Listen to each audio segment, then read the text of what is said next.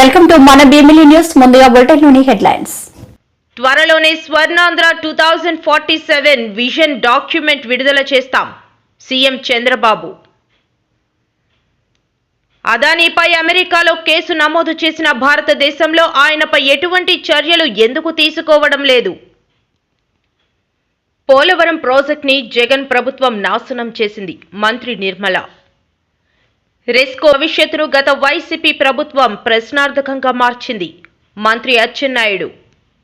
గత వైసీపీ ప్రభుత్వం వసతి దీవెన పేరిట విద్యార్థులను మోసం చేసింది. సోషల్ మీడియా పేరుతో రాష్ట్ర ప్రభుత్వం అక్రమ కేసులు పెడుతుంది ఎమ్మెల్సీ దువ్వాడ శ్రీనివాస్. రాష్ట్ర చరిత్రలో ఎన్నికలు లేని విధంగా ప్రజల పద్దుల కమిటీ ఎన్నికలు నిర్వహించి రావడం దురదృష్టకరం. స్వర్ణాంధ్ర 2047 విజన్ తయారు చేయడానికి అధికారంలోకి రాగానే అందరితో కలిసి సంప్రదింపులు జరిపాం. నీతి ఆయోగ్ దగ్గర నుంచి సామాన్య ప్రజల దాకా అందరి నుంచి వారి వారి అభిప్రాయాలు తీసుకున్నాం. అందరితో సంప్రదింపులు జరిగాక త్వరలోనే స్వర్ణాంధ్ర 2047 విజన్ డాక్యుమెంట్ విడుదల చేస్తామని సీఎం చంద్రబాబు అన్నారు. జూన్లో నేను ముఖ్యమంత్రి అవుతానే, జూలై 24, ఆగస్టు 24 ఫస్ట్ టైం నీతి ఆయోగ్ పిలిపించాం. వాళ్ళు కూడా రమ్మని నేను మాట్లాడితే ఇమ్మీడియట్ ఫస్ట్ మీటింగ్ పెట్టి ఎక్స్పర్ట్స్ అందరితో మీటింగ్ పెట్టాం. ఇంకో పక్కన 27 ఆగస్టు 2024 ఈ యొక్క మీటింగ్ వారితో కూర్చున్నప్పుడు ముందు వారు ఎక్సర్సైజ్ చేశారు. ఫస్ట్ మీటింగ్ నేను ఆగస్టులో పెట్టుకున్నాను. ఇంకో పక్కన పబ్లిక్ కన్సల్టేషన్ ఎంగేజ్మెంట్ సెప్టెంబర్ నుంచి అక్టోబర్లో చేశాం. గ్రాస్ రూట్ క్షేత్రస్థాయిలో ఉండే అందరితో మాట్లాడి వాళ్ళ యొక్క ఏం చేయాలనే విషయాలన్నీ కూడా వారితో మాట్లాడి సెప్టెంబర్ అక్టోబర్లో పూర్తి చేశాం. అదే మరికి విజన్ అలైన్మెంట్ అవన్నీ కూడా తయారు చేసుకొని ఈరోజు మీరు ఇంత మునుపు కూడా భాగస్వాములు అయ్యారు. ఈరోజు రాష్ట్రంలో బ్రాడ్గా డిస్కస్ చేయడం కోసం, మీ ఆలోచనలు తీసుకోవడం కోసం, అసెంబ్లీ ఆమోదం పొందడం కోసం ఈరోజు మనం డిస్కస్ చేస్తున్నాం. ఇది అవుతానే తొందరలోనే దీని మీద ఒక యాక్షన్ ప్లాన్ తయారు చేసి లాంచ్ చేసి ముందుకు పోతామని చెప్పి కూడా నేను మీకు తెలియజేస్తున్నా. ఇప్పుడు ఇక్కడ చూసినప్పుడు అధ్యక్ష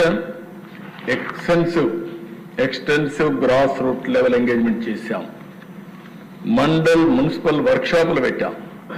464 మండలాల్లో 106 మున్సిపాలిటీల్లో వర్క్షాపులు పెట్టాం. 1,18,000 కుటుంబాల్లో 2 పేజీలు ఇచ్చి వాళ్ళందరి వ్యూస్ తీసుకున్నాం. QR code response coding system పెట్టి ఒక షార్ట్ క్వశ్చనర్ కూడా ఇచ్చి వాళ్ళ అభిప్రాయాలు, వాళ్ళ ఆస్పిరేషన్స్, వాళ్ళ కోరికలు అవన్నీ కూడా తీసుకొని ఈ విషయం తయారు చేశాం. అవేర్నెస్ మీటింగ్స్ 936 మండలాల్లో 465 మున్సిపాలిటీలో పెట్టి, లొకాలిటీస్లో పెట్టి 10,078 మీటింగ్స్ గ్రామ పంచాయతీల్లో పెట్టి వాళ్ళ అభిప్రాయాలు తీసుకున్నారు. ఇంకో పక్కన 26 జిల్లాల్లో ఎమ్మెల్యేలు, ఎమ్మెల్సీలు, ఎంపీలు అందరూ కలిసి ఒక మీటింగ్లు పెట్టారు. స్కూల్ కమిటీస్ అన్ని 2,100 కాంపిటీషన్లు పెట్టి 4,50,000 మంది పార్టిసిపేట్ చేశారు. ఇంటర్మీడియట్ కాలేజెస్లో 622 కాంపిటీషన్స్ పెట్టి 43,000 మంది పార్టిసిపేట్ చేశారు. ఇంకో పక్కన కాలేజ్ యూనివర్సిటీలో 352 ఇన్స్టిట్యూషన్స్ లో 38,000 మంది స్టూడెంట్స్ కూడా దీంట్లో భాగస్వాములు అయ్యారు. అధ్యక్ష, ఇవన్నీ కూడా మీరు చూసినప్పుడు 17 లక్షల రెస్పాన్సెస్ వచ్చాయి. అందులో 56% ఉమెన్ రెస్పాండ్ అయ్యారు. అంటే ఆంధ్రప్రదేశ్లో ఉమెన్ పార్టిసిపేషన్ ఎక్కువగా ఉందనడానికి ఇది ఒక ఉదాహరణ.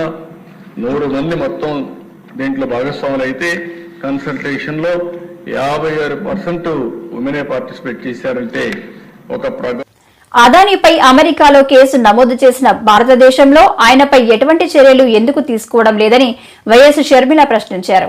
అదానీ టీం దేశంలో కొంతమంది సీఎంలకు లంచాలు ఇచ్చిందని షర్మిల సంచలన ఆరోపణలు చేశారు.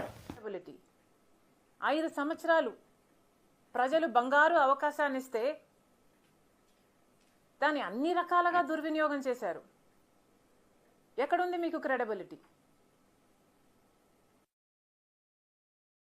1,750 కోట్ల రూపాయల కోసం ఈరోజు మీ పేరు ఒక భారతదేశంలోనే కాదు, అమెరికాలో కూడా అవినీతి 1750 కోట్ల రూపాయలకు మీ రెప్యుటేషన్ అలా తాకట్టు పెట్టడం ఈజ్ ఇట్ వర్త్ ఇట్? ఒకసారి జగన్మోహన్ రెడ్డి గారు ఆలోచన చేసుకోవాలి.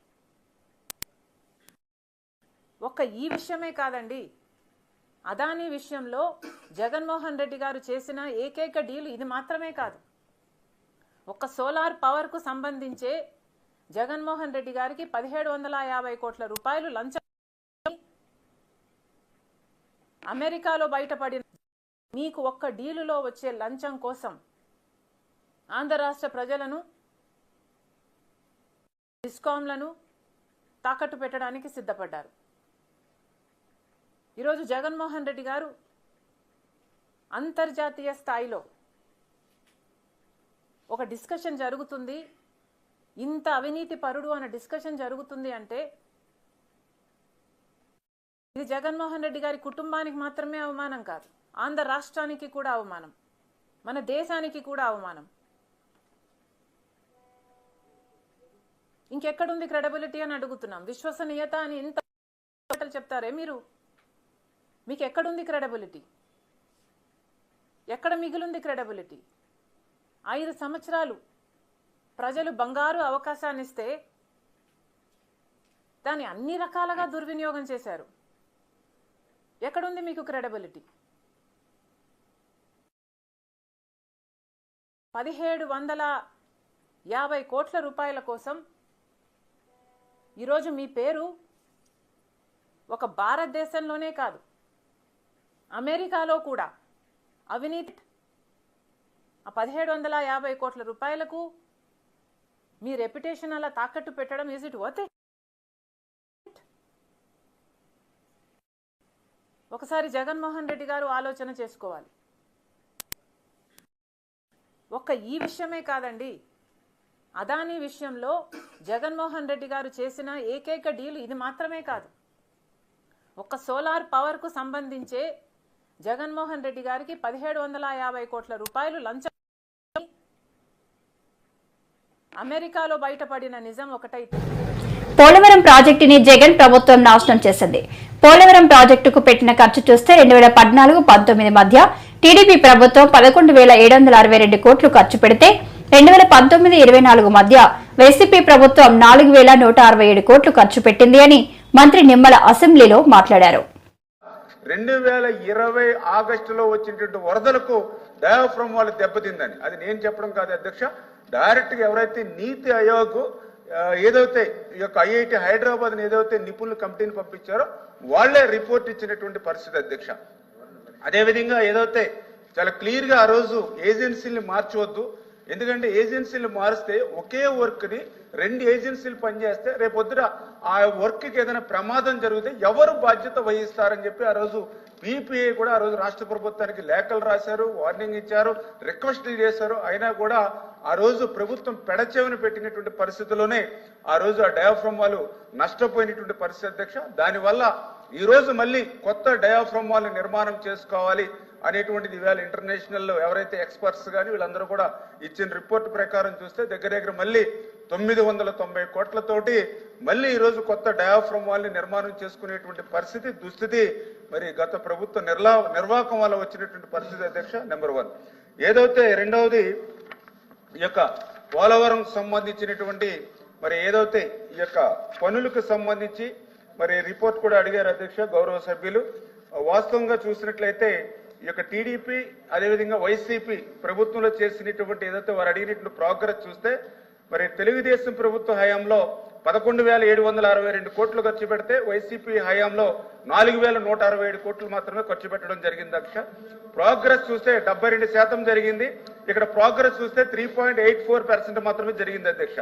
అదేవిధంగా కేంద్రం దారి మళ్లింపు నిధులు చూస్తే టీడీపీ హయాంలో ₹1 కూడా మళ్లింపు లేదు, వైసీపీ హయాంలో 3,385 కోట్లు కేంద్రం రియంబర్స్మెంట్ అమౌంట్ మరి దారి మళ్లింపు జరిగింది అధ్యక్ష. అదేవిధంగా ప్రశంసలు చూస్తే ఆ రోజు తెలుగుదేశం ప్రభుత్వంలో కేంద్ర మంత్రులు ప్రశంసలు ఇచ్చారు, గిన్నిస్ బుక్ రికార్డులు కూడా ఆ రోజు ఎక్కినాయి అధ్యక్ష.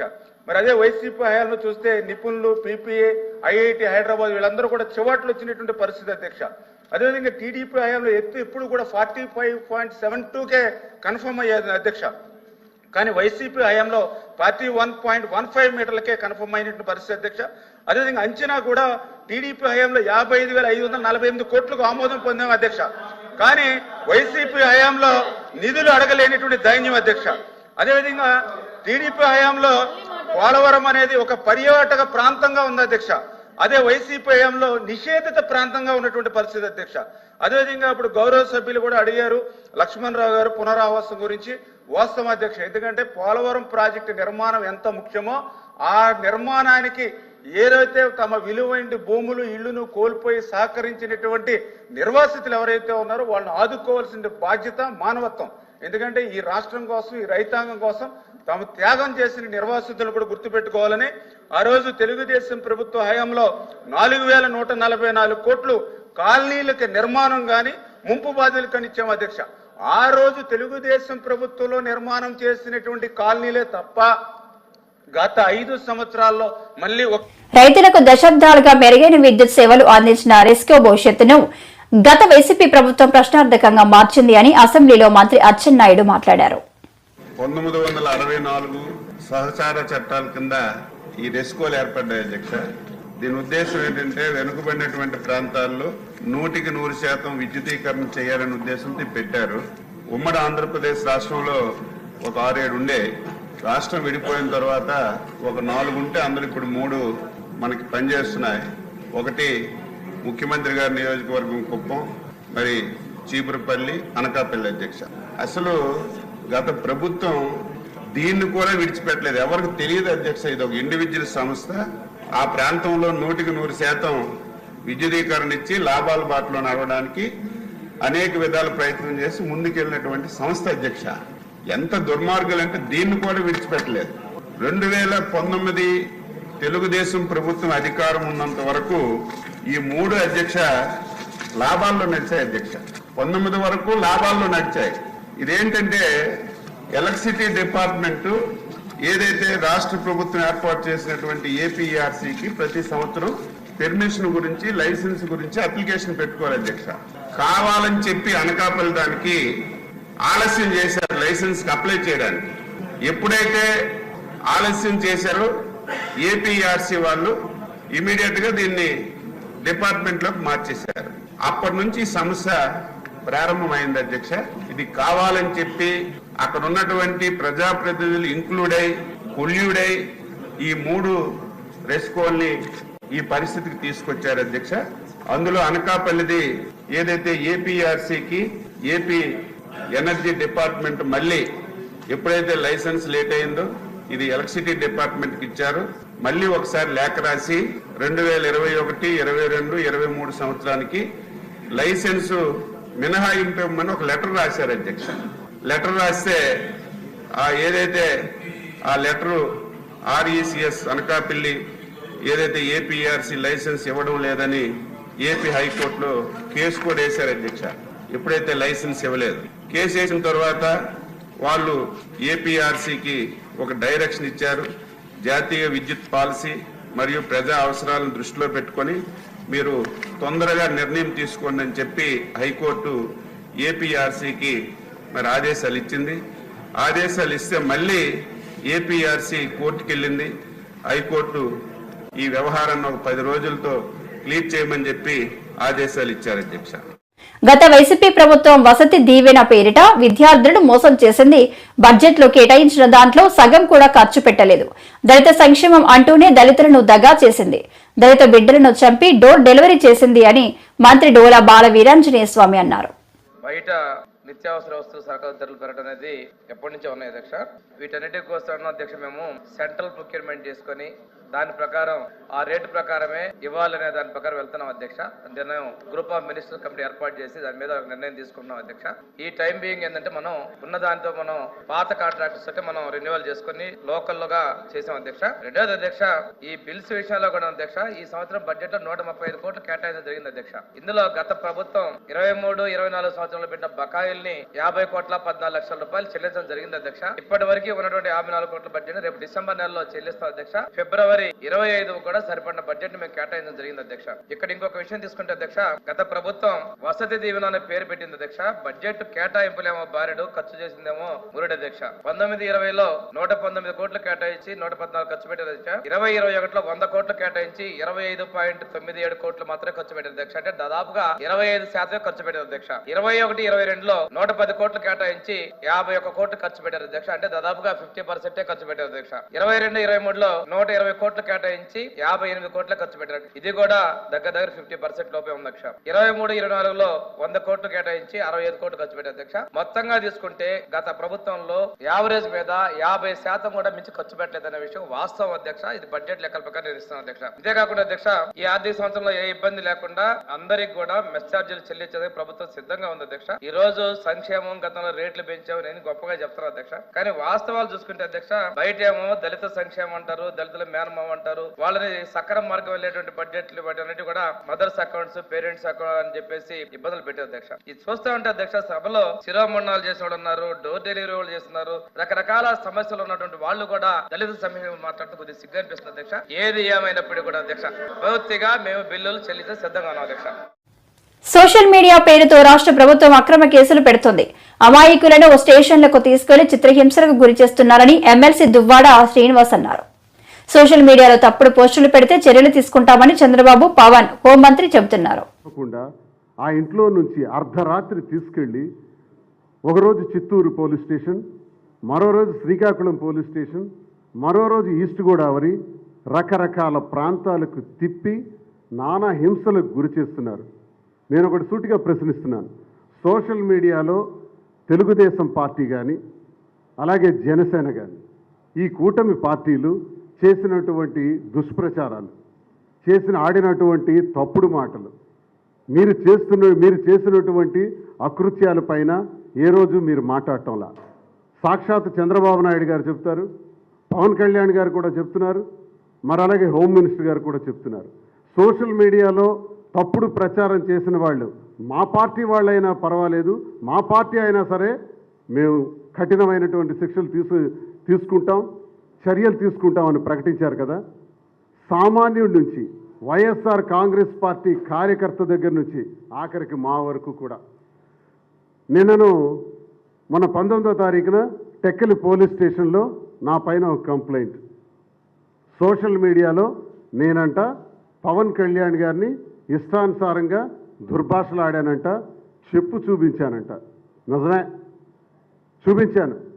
కానీ అంతకుముందు మీరేం చేశారు?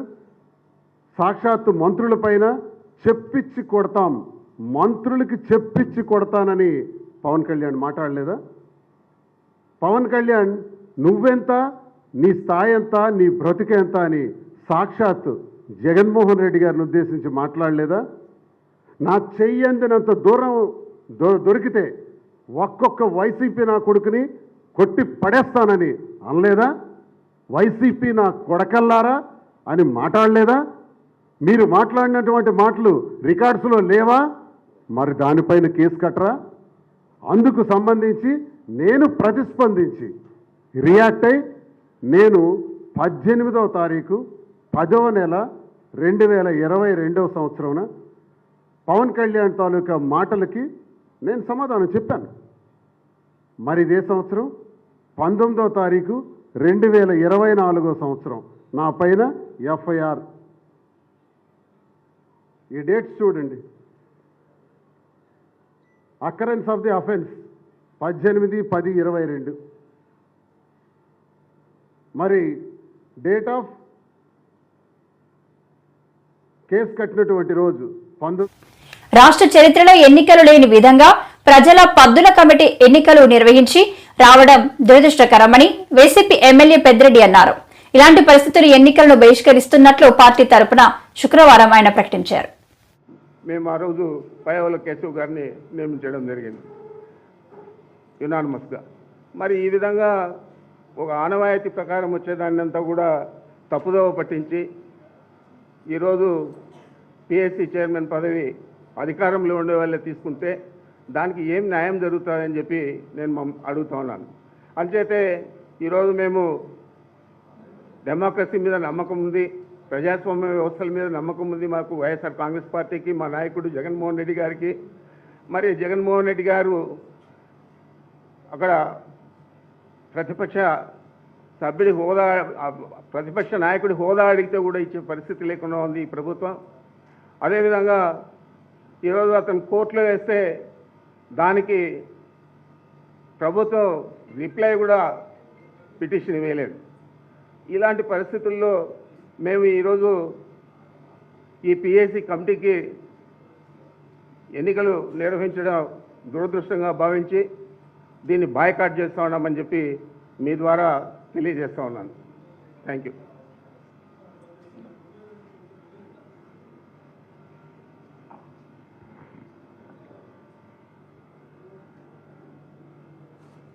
ఈరోజు public accounts committee, public undertaking committee 3 కమిటీలకు వచ్చి ఈరోజు నామినేట్ చేయడం జరిగింది. ఈ నేపథ్యంలో ముఖ్యంగా పబ్లిక్ అకౌంట్స్ కమిటీ ఏదైతే ప్రజాపతిల సంబంధించిన కమిటీ ఏదైతే ఉందో ఆ కమిటీలో మేము కూడా నిన్న మా పార్టీ తరఫున పెద్దిరెడ్డి గారిని, పెద్దిరెడ్డి రామచంద్రరెడ్డి గారు నామినేషన్ చేయడం జరిగింది. సాంప్రదాయ ప్రకారం 1967 నుంచి కూడా నేటి వరకు మన రాష్ట్రంలోనే కాదు, భారతదేశంలో ఉన్న అన్ని రాష్ట్రాల్లో కూడా, దాంతోపాటు కేంద్రంలో ఉన్న పార్లమెంట్లో జరిగిన వివిధ సందర్భాలు, వివిధ నేపథ్యాల్లో కూడా ప్రతిపక్షానికి ఈ పదవి ఇవ్వడం అనేది ఏదో పదవి అలంకారప్రాయం కోసం కాదు. ఏదైతే అధికారం ఉన్న ప్రభుత్వాలు ఏవైతే అధికారం ఉంటాయో వారు చేపట్టిన వివిధ కార్యక్రమాలకు ఖర్చు పెడుతున్న ఖర్చులు, వాటికి సంబంధించిన లెక్కలకు సంబంధించి అదే ప్రభుత్వం చూస్తే దానివల్ల ఉపయోగం ఉండదు, దాన్ని థర్డ్ పార్టీతో ఉంటే మంచిది, వాళ్ళు వచ్చి చూసి దాంట్లో ఏమైనా తప్పులు ఒప్పులు ఉంటే సర్దిదిద్దుకోమని సూచనలు చేస్తుంటారు. తద్వారా కంప్యూటర్ ఆర్టిజన్లు ఏదైతే కాగుందో వారు కూడా దీన్ని నిర్ధారిస్తారు అని ఒక మంచి ఉద్దేశం, సదుద్దేశంతో దీన్ని ఈ కమిటీని రాజ్యాంగంలో పొందుపరిచారు. దురదృష్టవశాత్తు ఈరోజు ఇందాక మా పెద్దరెడ్డి గారు చెప్పినట్టు